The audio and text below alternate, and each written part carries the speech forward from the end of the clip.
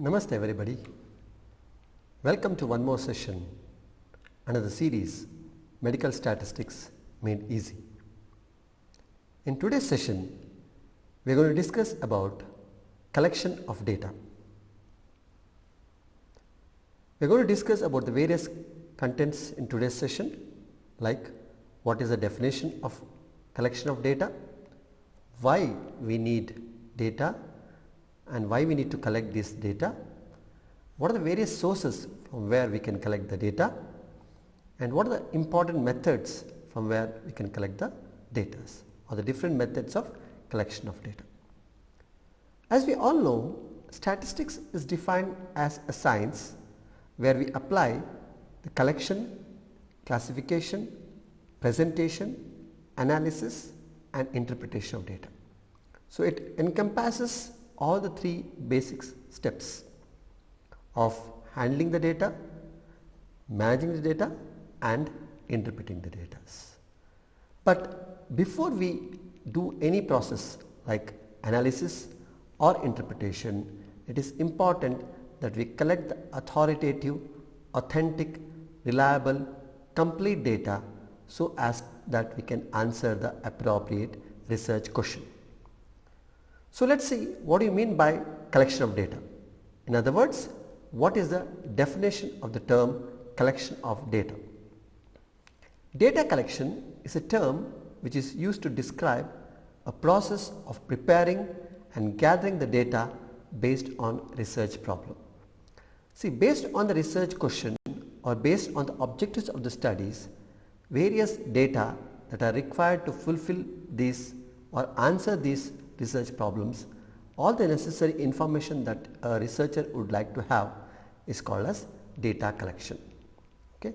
It's a systematic way of gathering the necessary information, necessary data that is required to answer a research question. It differs based on different types of research. Suppose if it's a qualitative research, the data methods are different. If it's a quantitative research, the data methods are different. If it's a primary data, there are different methods of data collection like observation method, interview method, questionnaire method, etc. And if it is the data is collected from the secondary data, the methods are entirely different. So in other words, the collection of data is a systematic gathering of data for a particular purpose from various sources that has been systematically absorbed, recorded and organized. So as a investigator or a researcher, he or she need to clearly observe the data, record the data and then organized based on the need of the data. So based on the research question, based on the hypothesis of the research, based on the study design, based on the endpoints and what are those questions which the researcher would like to answer, based on all these prerequisites, a researcher is going to collect the necessary information, because data are the basic inputs to any decision making process in research. Suppose you want to analyze a data, you want to draw some interpretation, you want to draw some valid conclusion, you want to test a hypothesis. For everything you require the data. So systematic collection is the first step in the data management or in the steps of statistics. Now let's see what's the use or the purpose of data collection. Data are primarily collected to provide the information regarding a specific topic, regarding the specific research, whatever the necessary information that the researcher gathers in a systematic way, because without this data a researcher cannot move further. Suppose you want to classify the data or you want to present the data or analyze or draw the conclusion, basically the researcher would need the systematic valid data. So the appropriate usage of the method of collection of data is very, very important in research, and to obtain the information to keep a record. Okay. So whatever the information that we collect, to have a record of this information. Suppose you are doing a research on osteoarthritis. or suppose you are doing a research on rheumatoid arthritis or gouty arthritis.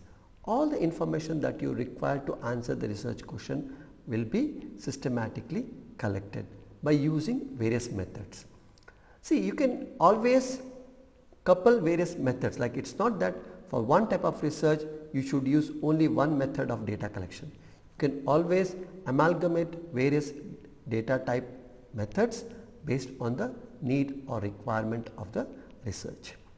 Then for further process, suppose you want to further classify the data, like suppose the whole of the data that you have collected as the data, like you are collecting the information about diabetes mellitus, and you want to divide them as male and female, or you want to classify them as the type 1 diabetes or type 2 diabetes, or based on the chronicity who are suffering from diabetes less than 5 years or more than 5 years. So whatever you want to classify them, or you want to present them as tables or graphs or in the form of diagrams, you need the authentic data. And later on comes the usage of various analysis and interpretation. For all these subsequent steps of statistics, you basically need a data that has been systematically collected. And suppose you want to pass this information, because sometimes what happens, these information when you are collecting for the first time authentically or originally by the investigator, then it becomes a primary data.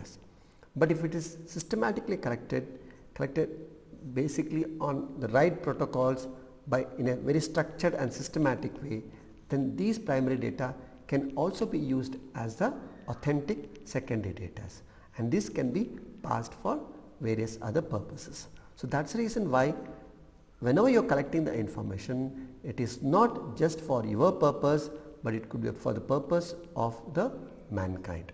It could be for the purpose of getting the better health outcome.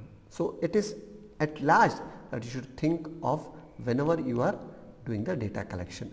That is where the choice of the appropriate data collection method is very, very important in case of the data collection.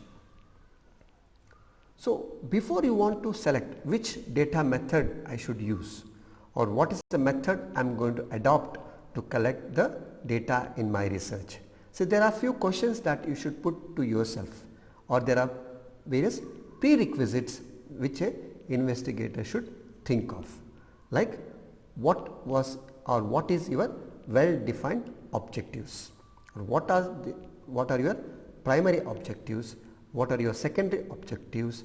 So based on that you can always choose the appropriate test. Like for example, you would like to know about a qualitative data, like how a person is feeling after undergoing the Sarvanga Abhyanga, or how a person is feeling after undergoing Shirodhara. You would like to know the experience of a person.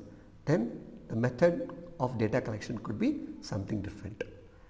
You are trying to see the patients, and you are trying to see the subjects or volunteers, and you would like to record their hemoglobin percentage, or you would like to assess their signs and symptoms of patients suffering with rheumatoid arthritis or depression or epilepsy. So you are going to record all this information, and based on the need, based on the type of the disease that you are handling, and based on your research question and the study design and the research study outcome, or what we call as the end points, different methods have been postulated.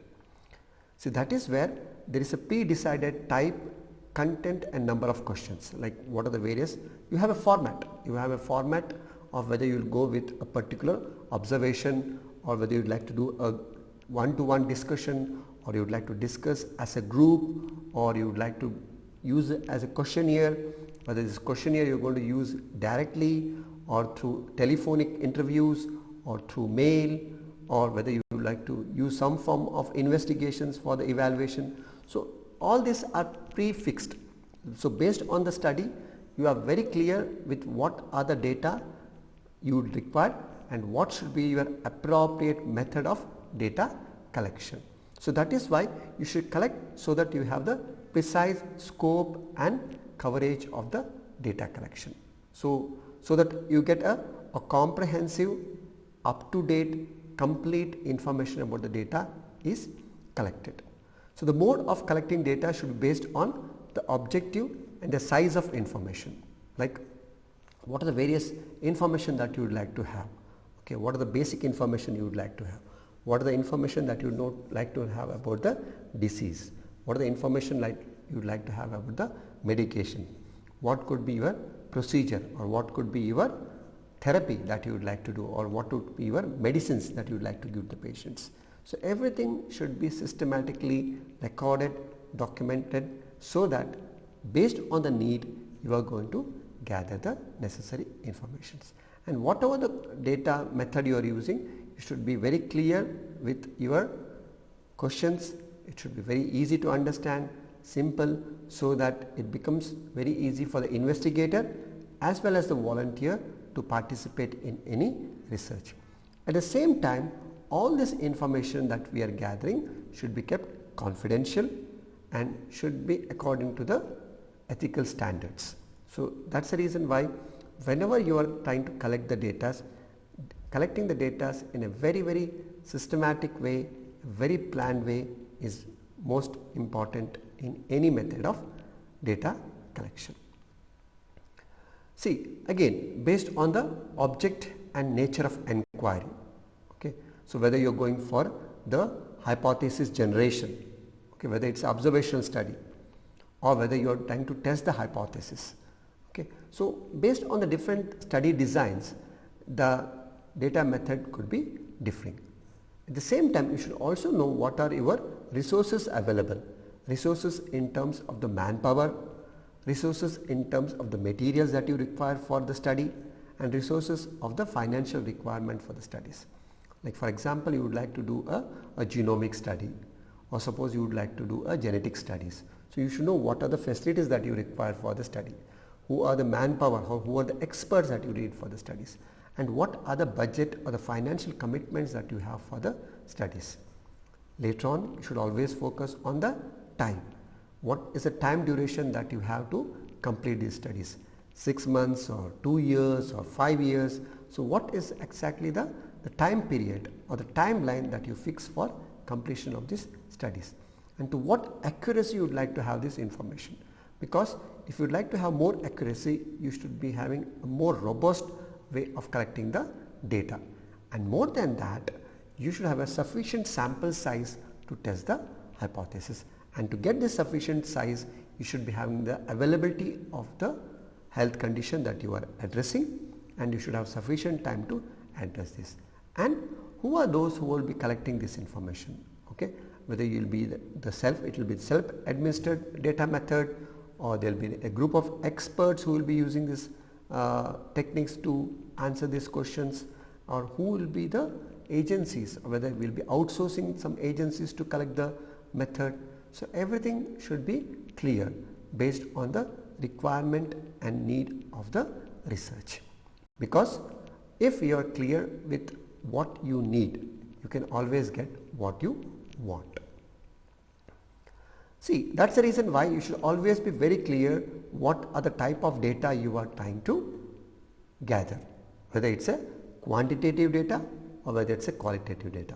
See, many times you can always have mixed methods, like you can have some methods to collect the quantitative data and some methods to collect the qualitative data. So it is not that mandatory that you should use only one method of data collection method.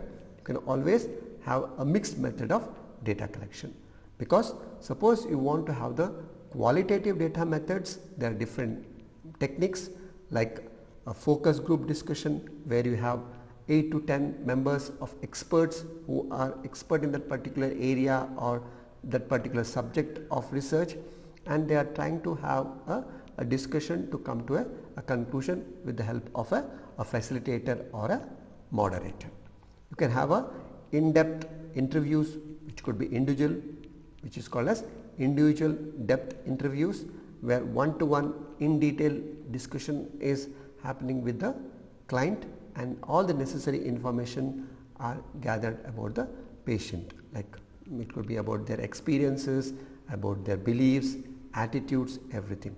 Then the human observation, like what is a reason for a behavior of a person, which we commonly call as phenomenology. So why people behave way they behave. It's a specialized branch in the behavioral sciences, or some case reports or case studies. And very importantly, you would like to see a group of culture, like ethnographical studies or ethnographical innovations. So these are the various techniques which we use to collect the qualitative data. Similarly, the data analysis also differs based on the type of data. Like for example, in case of the qualitative data, you would like to go with the thematic analysis, where you are going to analyze the data based on their themes and patterns, and these themes and patterns are analyzed based on the number of frequencies, number of the patients who respond. Whereas in case of the quantitative, there could be various types of survey studies, which could be like personal interviews, or using mail, using telephone, or it could be evaluator administered, or it could be self administered, or there could be varieties of experiments or mechanical observation or simulations which could be used for data methods, which we are going to discuss in the further slides. And more than that, we basically use the different methods based on the need, like whether you would like to go for a primary data collection or a secondary data collection. So the basic difference between the primary data collection and the secondary data collection, as mentioned by various authors, like as Wessler defines primary data collection as data originally collected in the process of investigation is known as primary data.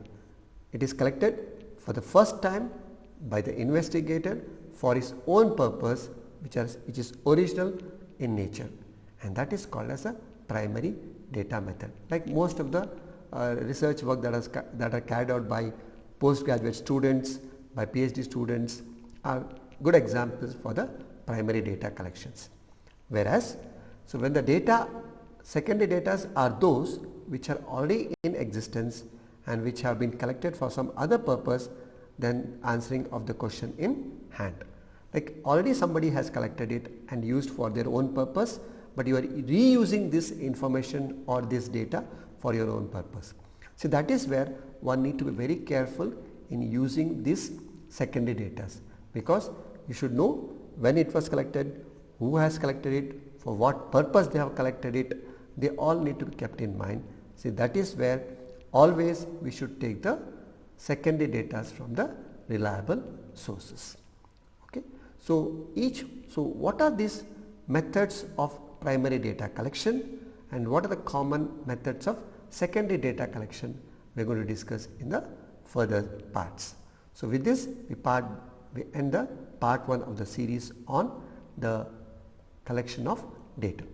Thank you.